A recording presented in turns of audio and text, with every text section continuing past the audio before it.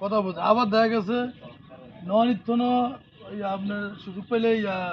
সংস্কার করবো গাজীপুর এটা বন্ধ থাকবো না,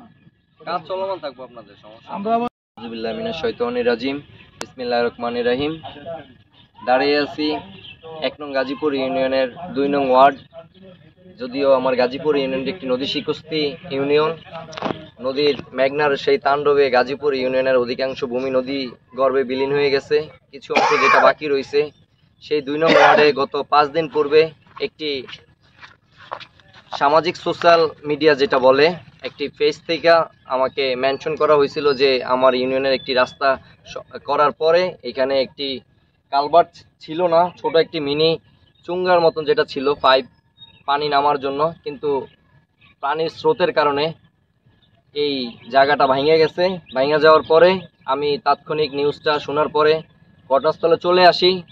চলে আসার পরে এইখানে উপস্থিত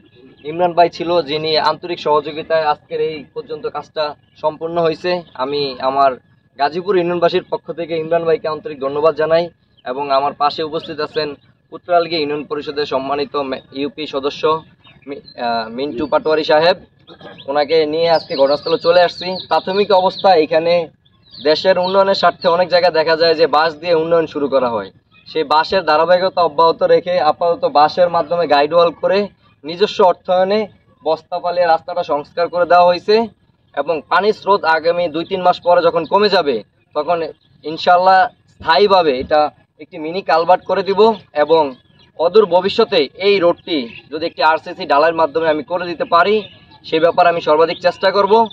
যাতে এই দুর্গম এইখানে প্রায় মিনিমাম আপনার ৫০০ থেকে ১০০০ মানুষ বসবাস করে, এই রাস্তায় যাতায়াত করে, ওনাদের চলাচলের স্বার্থে আমি এই কাজটা ইনশাল্লাহ করে দিব, এটা আমি আশা ব্যক্ত করি। কারণ আশা প্রতিশ্রুতি অনেকে অনেক জনপ্রতিনিধি দেয়, অনেকে ব্যক্তি স্বার্থ খোঁজে, কিন্তু আমি নির্বাচনের পূর্বে কথা দিয়েছি আমি আপনাদের সেবক হতে এসেছি, আমি আপনাদের সেবা করে যাব, সেই ধারাবাহিকতা আমি রক্ষা করব ইনশাল্লাহ। আমার সকল কার্যক্রমে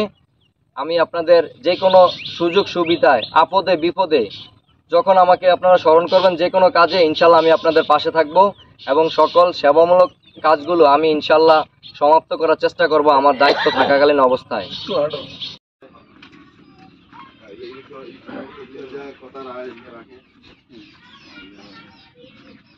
আমরা শান্তির